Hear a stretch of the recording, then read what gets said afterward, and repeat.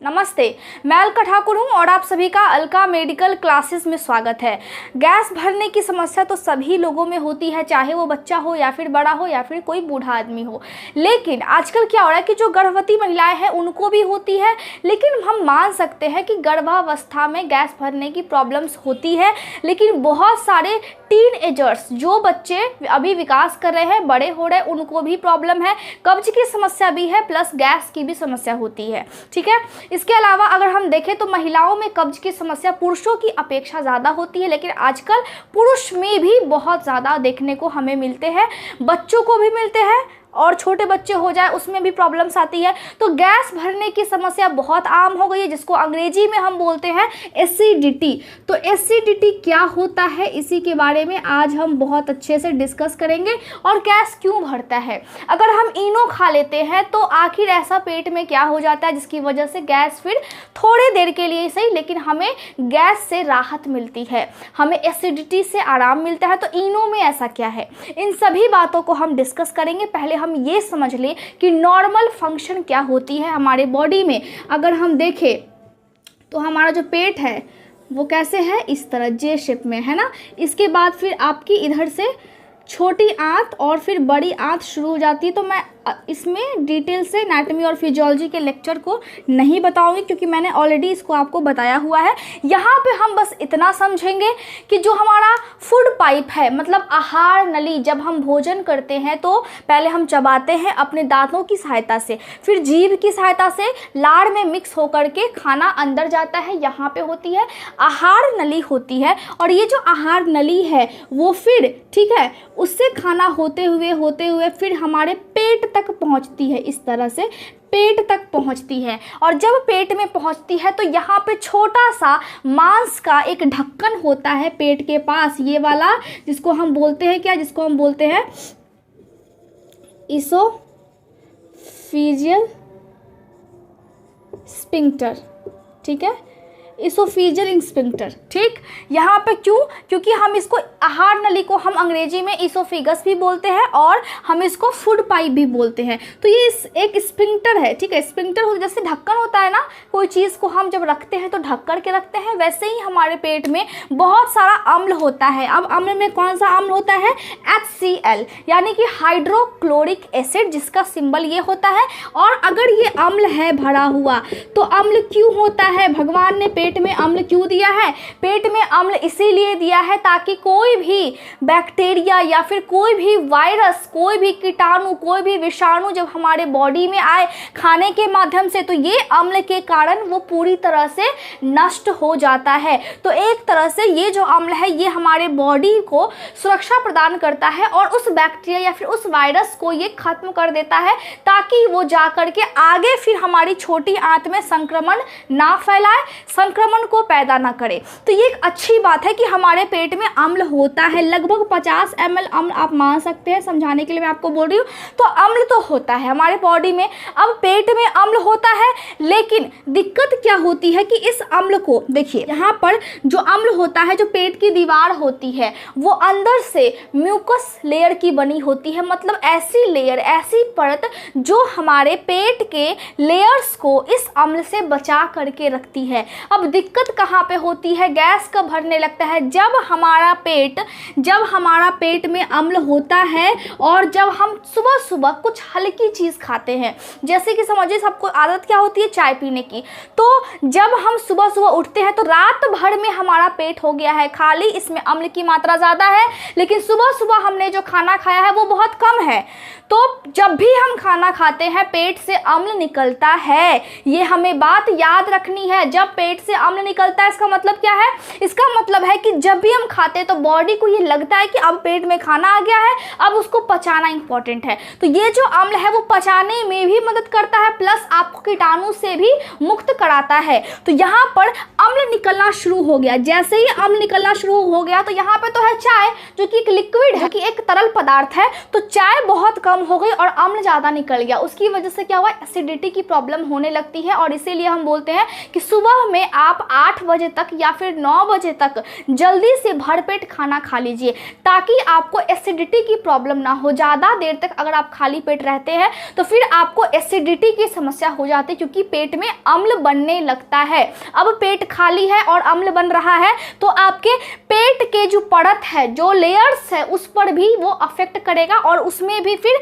घाव हो जाता है और उसको हम बोलते हैं अल्सर हो गया है, जिसको हम बोलते हैं स्टमक अल्सर। ठीक है, जब ये अल्सर होता है तो आपको पेट में जलन महसूस होती है। इसके अलावा अगर गैस भरने की समस्या ज़्यादा हो रही है तो क्या होता है, गंदी गंदी डकारें आती है, खट्टी डकार आती है। अब डकार आती तो मुंह में स्वाद भी आता है, कड़वा कड़वा। तो क्यों आता है, देखिए, जब बहुत ज़्यादा अम्ल बनने लगता है तो अम्ल यहाँ पे आहार नली की तरफ जाने लगता है और ये जो ढक्कन है जिसको हमने बोला है इसोफेजियल स्फिंक्टर, ये ढक्कन भी कमज़ोर हो जाता है, क्योंकि यहाँ पे अम्ल यहाँ तक आकर के इस वाले ढक्कन को, इस वाले छोटी सी मांस के लेयर्स को कमजोर कर दी है, खराब कर दी है। ठीक है, तो यहाँ पर आहार नली से ये ऊपर आने लगता है, जिसकी वजह से स्वाद हमारे मुंह में भी आता है और फिर हमें यहाँ पर आहार नली में भी, कंठ में भी हमें जलन महसूस होता है, गंदी डकार आती है और जब गैस की समस्या होती तो सांसों से बदबू भी आने लगता है। अगर आपका वजन तेजी से घटने लगे और उसका कोई कारण पता ना हो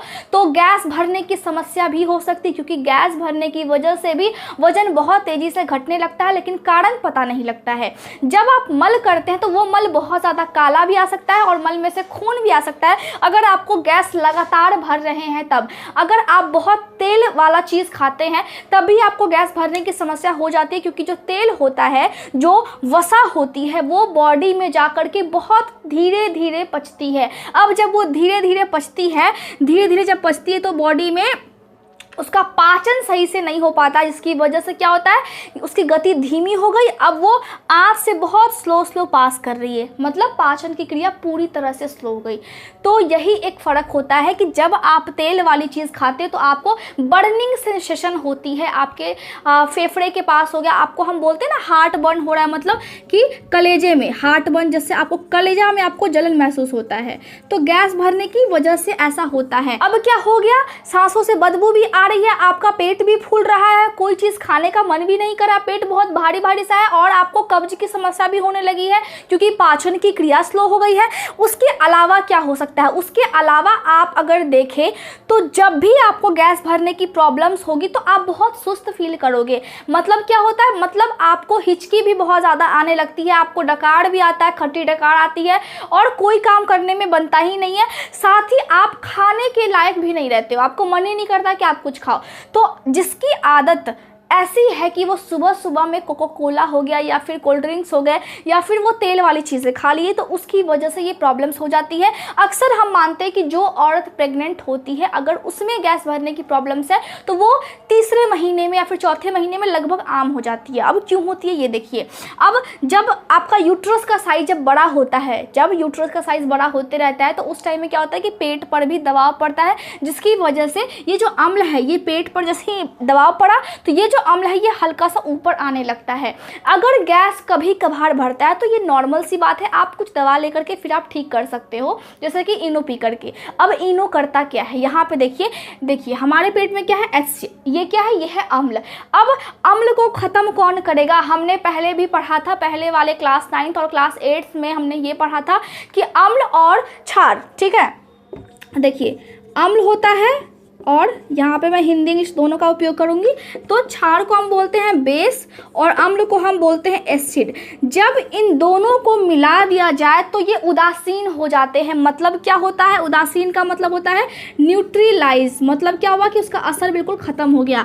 तो अम्ल हमारे पेट में ऑलरेडी बहुत ज़्यादा है, तो इनो जो होता है वो बेसिक होता है, जिसकी वजह से ये फिर इसको अच्छे से न्यूट्रलाइज कर देता है, जिसकी वजह से जो हमें जलन हो रही है वो फिर कम हो जाती है। तो प्रेगनेंसी में बहुत ज़्यादा महिला को दिक्कत होती है, उसको गैस भरने की समस्या होती है। लेकिन गैस भरने की समस्या जब लगातार हो रही है, वो कोई फास्ट फूड नहीं खा रही है, कुछ भी नहीं खा रही है, अच्छे से व्यायाम कर रही है, सभी डाइट को फॉलो करती है, तो उसको फिर डॉक्टर के पास जाना चाहिए, ठीक है। अगर बहुत ज़्यादा बन रहा है तब। अब दिल में आपको जलन भी होगा, मतलब फेफड़े के आसपास आप बोल सकते हैं कि कलेजे में बहुत ज़्यादा जलन होती है, खट्टी डकार आती है, ये मैंने आपको बता दिया। इसके अलावा तेल वाली चीज़ों को आप ना खाएं, बहुत टाइट कपड़े पहनने की वजह से भी कभी कभार गैस भरने की समस्या हो जाती है।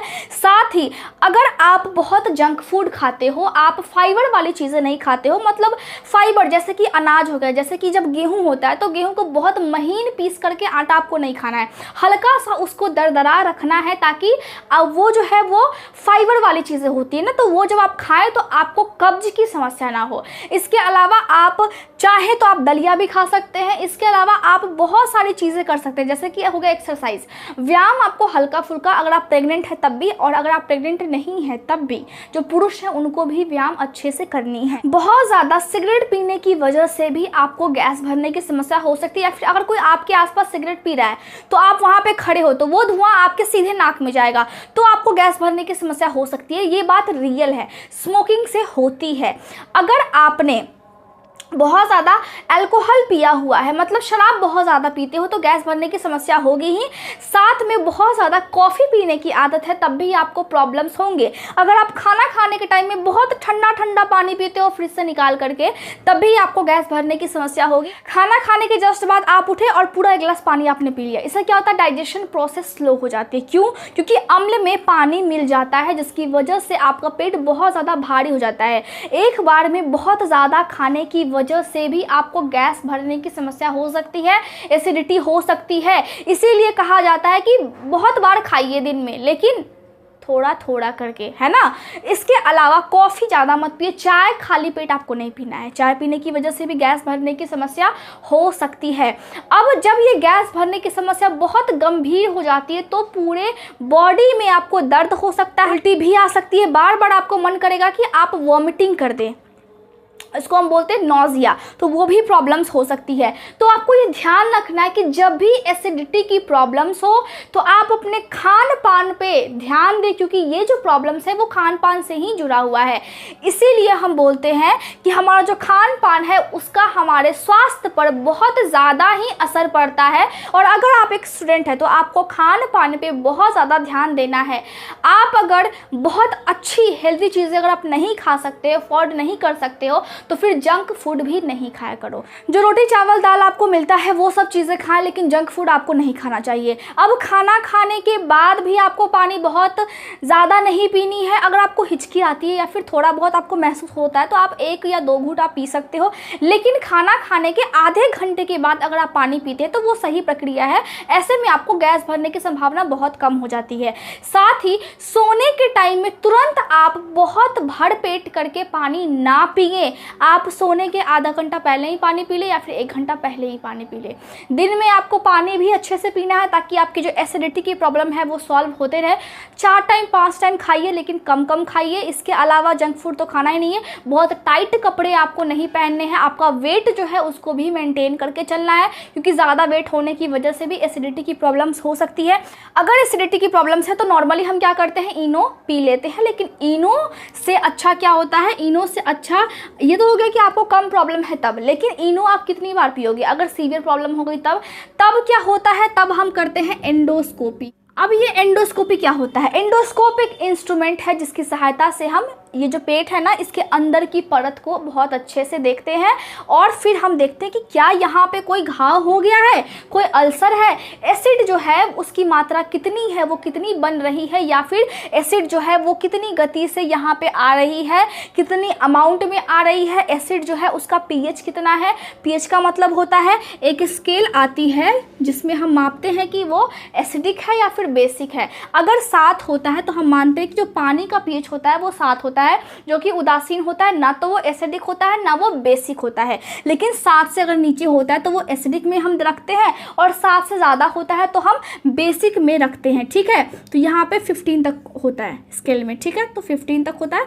तो इससे हम इसकी मदद से हम देखते हैं कि वो चीज़, कोई भी चीज़ एसिडिक है या फिर बेसिक है।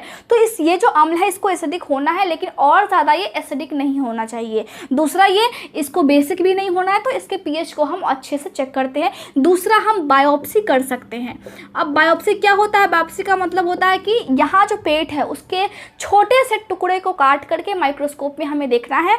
तो उसकी मदद से हम यहाँ के, अगर अल्सर हो गया हो तो वहाँ के लेयर्स को हम देख सकते हैं कि अगर लेयर्स में कोई नुकसान पहुँच रहा है तो कितना ज़्यादा वो डैमेज हो चुका है। साथ में आप गैस की नॉर्मल दवा जो मार्केट में आती है वो भी खा सकते हैं, लेकिन अगर प्रॉब्लम्स बहुत ज़्यादा है तो एक होता है प्रोटोन पंप इनहिबिटर, प्रोटोन तो पंप, तो आप ये भी चीज़ें ले सकते हैं। इनहिबिटर्स में मेडिसिन आती है, आप ये भी मेडिसिन ले सकते हैं। ये बात आपको ध्यान रखना है कि अगर आप एस्थमा की कोई दवा लेते हैं, जो एस्थमा के पेशेंट होते हैं, डिप्रेशन के पेशेंट होते हैं, या फिर आप देखते होंगे कि बहुत आजकल क्या है कि लड़कियां बहुत तेज़ी से, बहुत जल्दी अगर उनके सर में दर्द है तो दवा ले लेंगी दर्द की, कहीं पे दर्द हो रहा है तो दर्द की दवा ले लेंगी, लेकिन दर्द की दवा लेने से आपको नुकसान क्या पहुंचता है? एक तो आपका दर्द ठीक हो जाएगा, वो आपको लगता है कि वो आपको बेनिफिट कर रहा है, ठीक है, चलिए उसमें तो आपको बेनिफिट दिया, लेकिन पेट में गैस भरने की समस्या उस दर्द के दवा से हो सकती है और होती है।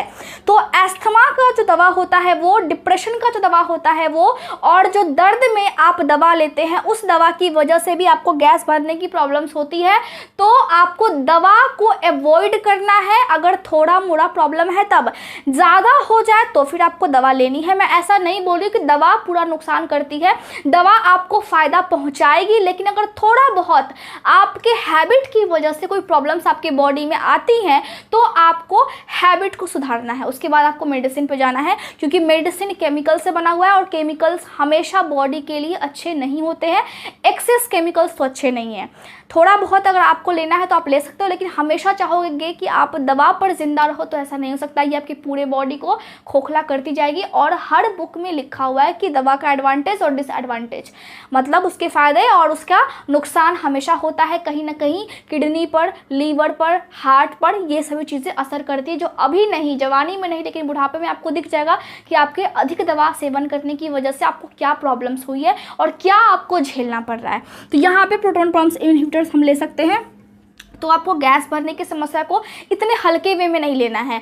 अब खाने पे ध्यान देना है, पानी पीने पे ध्यान देना है, अपने व्यायाम करने के तरीके पर भी ध्यान देना है। ऐसा नहीं होना चाहिए कि आज के दिन आपने बहुत ज़्यादा व्यायाम कर लिया और कल आपने बिल्कुल भी व्यायाम नहीं किया, खाली पेट कल दिन भर रह गए और आज आपने पूरा दम भर पेट खाना खा लिया। तो एक साथ बहुत ज़्यादा खाना भी नहीं खाना है। तो मैं समझती हूँ कि आज का लेक्चर आपको क्लियर रहा होगा। Thank you so much for watching my video. कोई भी डाउट होता है तो आप पूछ सकते हो। टेलीग्राम पर आपको नोट्स मिल जाते हैं, जो पहला कॉमेंट होता है उस पर टेलीग्राम चैनल का लिंक होता है, आप जाइए और जाकर के डायरेक्ट उस ग्रुप में जुड़ जाइए। उसके बाद आपको नोट्स डायरेक्टली मिल जाते हैं, ये फ्री ऑफ कॉस्ट है। आप नोट्स का यूज़ करके अपने एग्जाम्स में बहुत बेहतर कर सकते हैं और आप करेंगे ही। Thank you so much.